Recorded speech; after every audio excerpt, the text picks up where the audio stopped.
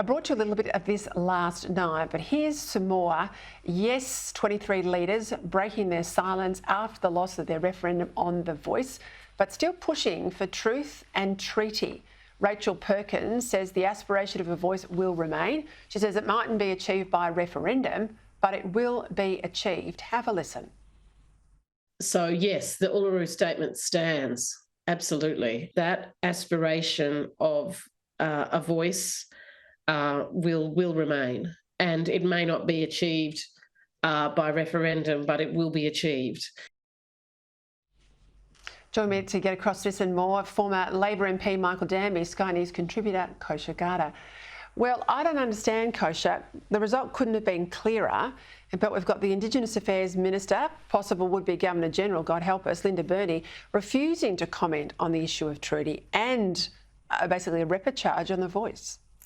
You know, we're living in, I would say, nakedly divisive times. People often point to the US maybe at being at the tip of the spear, but I wouldn't contain it just to that. It's everywhere, certainly for certain issues. And I think anything to do with inclusion and identity, which this falls under, is that, where even if the battle was won or the tactical referendum was defeated, the agenda presses on.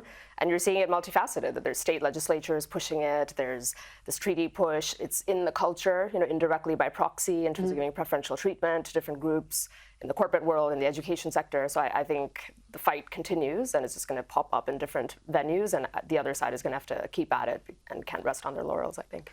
Michael, what does Labor get about democracy?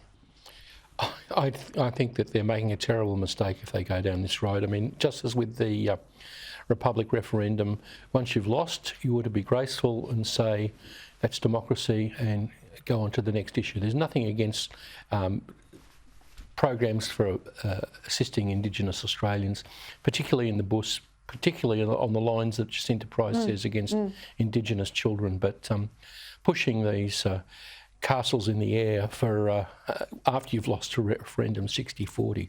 It's And it's mad. part of the reason for the Smacker News poll.